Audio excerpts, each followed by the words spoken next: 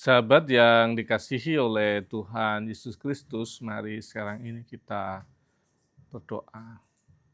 Kami mempersiapkan diri mendengar kebenaran firman-Mu, nyatakanlah kebenaran sabdamu kepada kami. Kami mohon dalam nama Bapa, Putra, dan Roh Kudus. Amin. Sabda Tuhan terambil dari Injil Yohanes pasal yang pertama, ayat yang ke-6. Ada satu frasa di sana, datanglah seorang yang merujuk pada Yohanes Pembaptis. Datanglah seorang. Dan kalau kita membaca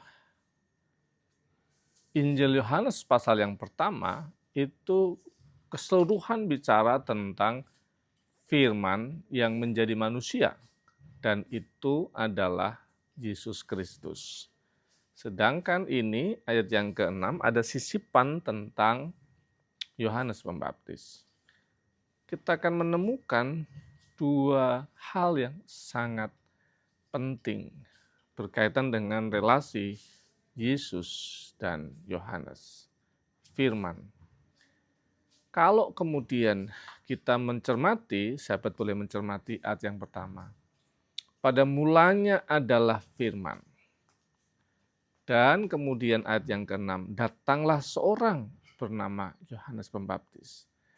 Ternyata secara gramatikal berdasarkan teks asli, pada mulanya adalah firman, itu menunjukkan keberadaan firman itu yang bersifat abadi, kekal, tidak pernah ada waktunya untuk selesai.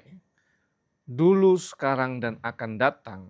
Firman itu ada, Yesus itu ada dalam sifatnya yang kekal.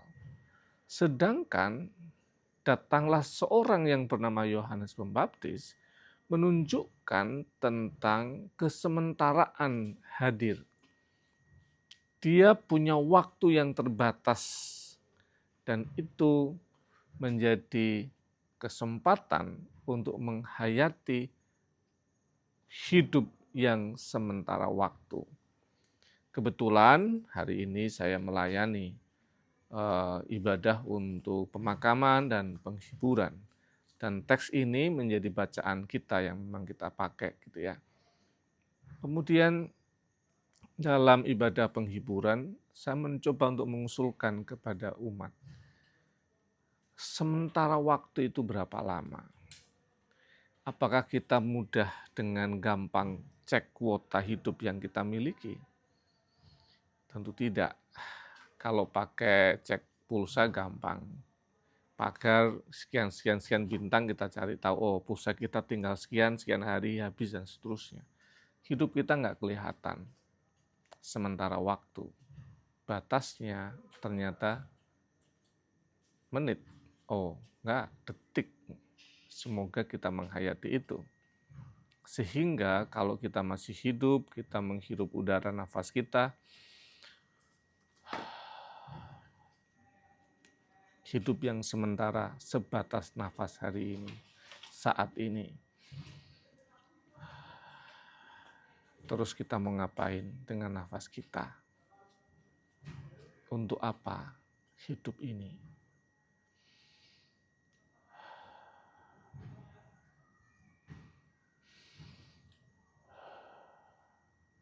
Kalau teks kita menunjukkan supaya kita menjadi saksi atas kemurahan, kasih, dan pertolongan Tuhan.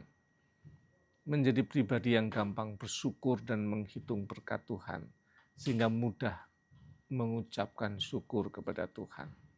Dan yang kedua, supaya kita menggunakan waktu sebaik mungkin untuk sesuatu yang baik dan berkenan di hadapan Tuhan. Dan menjadi waktu yang baik untuk mengasihi, mencintai keluarga kita, pasangan kita, keluarga kita, mencintai orang-orang di sekitar kita, mencintai persekutuan kita, mencintai siapapun yang berjumpa dengan kita dengan cinta kasih Kristus. Semoga kita boleh menghayati kesementaraan itu menjadi sangat penting kita sadari. Kesempatan untuk melayani jadi sangat singkat maka hidup kita gunakan sebaik mungkin. Menjadi indah karena kita selaras dengan kehendak Tuhan. Tuhan Yesus memberkati. Mari kita berdoa. Bapa kami yang di surga, dikuduskanlah namamu, datanglah kerajaan-Mu, jadilah kehendak-Mu di bumi seperti di surga. Berikanlah kami pada hari ini makanan kami yang secukupnya, dan ampunilah kami akan kesalahan kami, seperti kami juga mengampuni orang bersalah pada kami. Dan janganlah membawa kami dalam cobaan, tapi lepaskanlah kami daripada yang jahat. Karena Engkau yang punya kerajaan dan kuasa dan kemuliaan sampai selama-lamanya. Amin. Tuhan Sang Pemilik hidup memberkatimu senantiasa dalam setiap kesempatan, dalam damai yang Tuhan anugerahkan. Dalam nama Bapa, Putra, dan Roh Kudus. Amin.